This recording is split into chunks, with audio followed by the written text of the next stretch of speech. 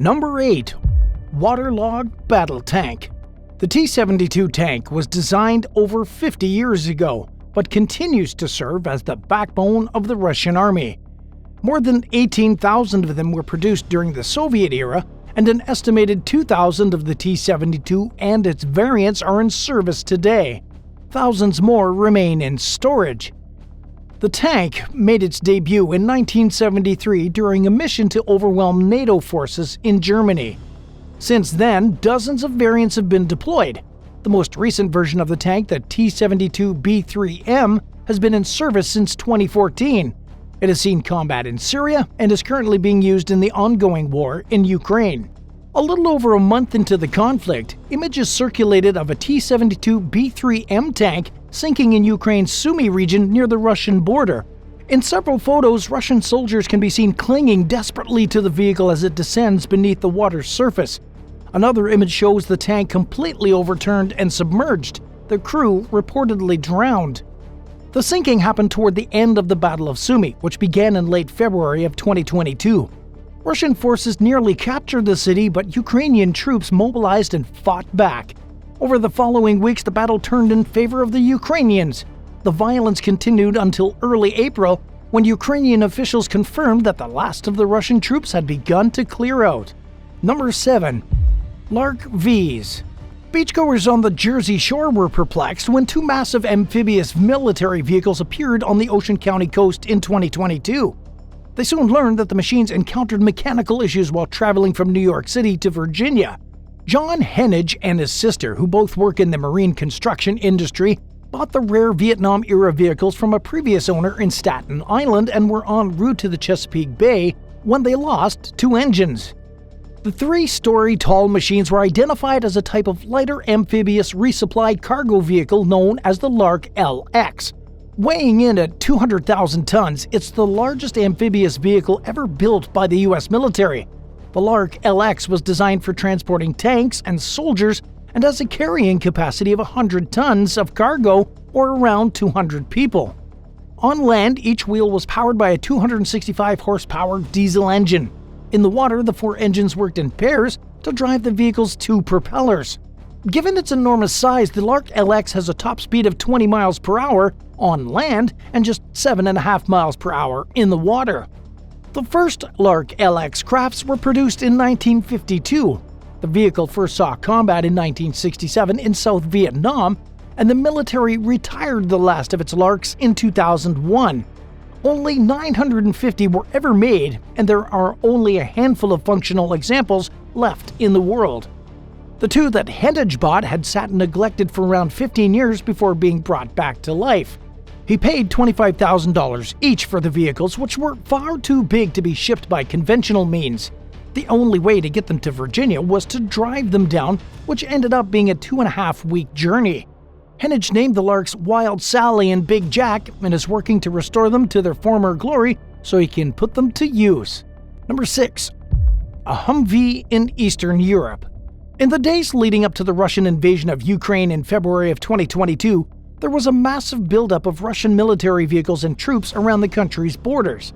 There were many different types of vehicles, yet one stood out against the rest: an American-made high-mobility multi-purpose wheeled vehicle, also known as a Humvee.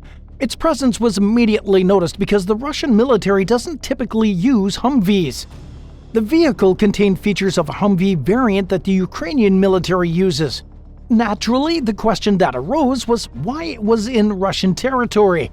Its location also left people wondering what military force was using it and sparked fears that a Russian invasion was imminent. By the time the images of the Humvee surfaced on February 23rd, people had already started posting photos of Russian convoys heading toward the Ukraine border. The next day, Russia invaded the country, and the convoys kept coming in the following days, with one line of vehicles measuring 40 miles long. While questions about the Humvee's origins were never officially answered, it's probably safe to assume that it was seized from Ukrainian forces by the Russians. Number 5. Curtiss P-40 Kitty Hawk. The Curtiss P-40 Warhawk was the 3rd most produced American fighter of World War II. Over 13,700 of the iconic aircraft were built between its introduction in the late 1930s and when production ceased in 1944. Many of them didn't survive the war. One of the most mystifying losses came in June of 1942, when British Royal Air Force Flight Sergeant Dennis Copping was tasked with flying a damaged Kitty Hawk to an airfield in Egypt for repairs. It wasn't expected to be a long flight since Copping was coming from another RAF base in Egypt. But he never arrived at his destination, and for the next 70 years, the fate of the aircraft and its pilot remained a mystery. Answers finally came in 2012, when an oil worker stumbled upon the wreck in the Sahara Desert. Historians were astonished by the aircraft's remarkably preserved state, describing it as the aviation equivalent of Tutankhamun's tomb. The plane's guns and ammo were still on board, where they had most likely remained untouched since the plane crashed. Bullets in the Kitty Hawk's spine suggest that Copping may have made an emergency landing after being shot at, but the aircraft was already damaged before it took flight, which may have had something to do with why it crashed. Copping's remains were conspicuously absent from the wreck, indicated that he attempted to reach safety on foot. A month after the P-40 was found, historians found human remains roughly 3 miles from the crash site, along with a parachute fragment, a metal button with the year 1939 engraved on it, and a keychain bearing the number 61. The fallen airman's family pushed for the bones to be tested to confirm whether they were Copping's remains, but they got mixed responses from the Egyptian Ministry of Defense, which claimed that no DNA could be extracted from the bones due to their age. In the same statement, the agency stated that the DNA in the bones confirmed that they all belonged to the same person. This obviously makes no sense, but efforts to clarify the matter left many questions unanswered, and the location of the bones is a mystery. What do you make of this case? Tell us in the comments below and hit subscribe while you're at it. Number 4. MRAPs. Starting in 2007, the U.S. military began producing a type of light tactical vehicle called the MRAP. It's the same name that was used for the program it was developed under, known as the Mine-Resistant Ambush Protected Program. The vehicle was designed in response to the increased threat of explosive devices, or IEDs, during the Iraq War. Production ended in 2012 amid criticism about the program's expensive $50 billion price tag and several other issues. MRAPs were expensive to operate and siphoned funding from other programs, delaying the development of vehicles that the armed forces needed. The military also admittedly didn't know what to do with all its surplus MRAPs following its withdrawal from Iraq. Some of them were given to law enforcement agencies throughout the U.S. as part of a government-sponsored program to get rid of military surplus. In 2014, the Bergen County Sheriff's Office in New Jersey ordered 2 of the vehicles under the program. It proved to be a controversial move, with many questioning why the department felt it needed a vehicle designed to withstand roadside bombs. Then Sheriff Michael Saudino defended the decision, citing the MRAPs used by law enforcement in Los Angeles and other places where its armor proved to be life-saving during shootouts with criminals armed with assault weapons. But he put the order on hold when the program he planned to buy the vehicles through underwent a state and federal review. His attempt to acquire MRAPs came right after the Middletown Police Department in Monmouth County got one of the vehicles, which was free, courtesy of the federal government, minus the cost of shipping. Number 3. Lake Shasta Mystery Boat. When a severe drought caused water levels at Northern California's Lake Shasta to recede in 2021, history enthusiast James Dunson took the opportunity to search for a World War II-era boat that was rumored to be submerged in shallow waters. After hiking along the shoreline for miles, he finally spotted the 36-foot vessel. Dunstan told the New York Times that the boat was incredibly well preserved, still bearing its original paint, and it had its ramp down as if it sank during a beach landing. Known as the Higgins boat, it's one of around 23,000 vehicles of its kind that carried soldiers and fighting vehicles from ships to beaches during Allied amphibious attacks. The boat's ramp number confirms that it was assigned to the Navy attack transport ship, the USS Monrovia. Despite its small size, it saw a lot of action during World War II. It carried American troops into battle during the Allied invasion of Sicily in 1943, then traveled to the South Pacific and participated in the Battle of Tarawa in the Japanese-held Gilbert Islands, known today as Kiribati. The vessel sank during the battle and was salvaged afterwards, but how it ultimately ended up in Lake Shasta is a complete mystery. Gerald Meyer, who works as the executive director of the Nebraska National Guard Museum, told The Times that he believes someone out there has the answer and that it's simply a matter of finding the person. Number 2. A World War II museum in the desert. The low humidity, high temperatures, infrequent rainfall, and remoteness of the desert provide the perfect conditions for preserving vehicles. And while time will inevitably take a toll on a vehicle no matter what type of environment it's kept in, the Libyan Desert is filled with World War II-era machines that are shockingly intact for their age. The vehicles were left behind by British, American, German, and Italian forces over 70 years ago. Some of them have seen better days, including the American-made M4 Sherman tank that's been looted for scrap metal. Others bear minimal damage and look almost as if someone could get in them and drive them away. In the Calancho Sand Sea region, there's a collection of Italian tank turrets that have just a thin coat of surface rust, including M13, M14, and M15 models.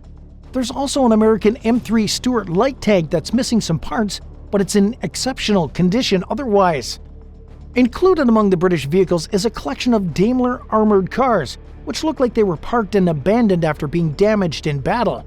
The twisted remnants of a heavily damaged Bristol Blenheim bomber aircraft serve as a reminder of the brutality that World War II soldiers experienced in an environment that's known for being eerily calm and quiet today. During the conflict, the Libyan Desert served as the main battleground in the North African campaign, which began in June of 1940 and lasted nearly 3 years. The leftover relics that are still visible today seem both out of place and like a step back in time. And at number 1, a Douglas B-18 bomber. The Douglas B-18 Bolo was a heavy bomber that served in the late 1930s and early 1940s under the U.S. Army Air Corps and the Royal Canadian Air Force. After just a handful of years in service, it became obsolete and was retired in favor of more advanced bombers that could fly longer distances and carry heavier loads. By then, the U.S. military had already lost many of its B-18s in the Japanese attack on Pearl Harbor. The remaining planes were deemed incapable of going on bombing missions and were reassigned to other duties and used in training exercises.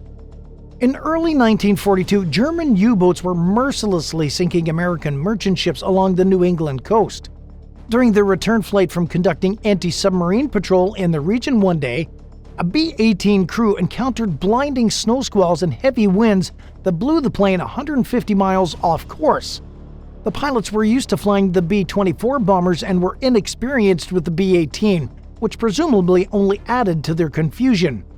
They mistakenly believed they were over the Atlantic Ocean, and when the clouds broke to reveal the city below, the crew thought it was in Providence, Rhode Island, but it was actually in Concord, New Hampshire, and unbeknownst to the airmen, the course they were following would not bring them to the field where they were supposed to land.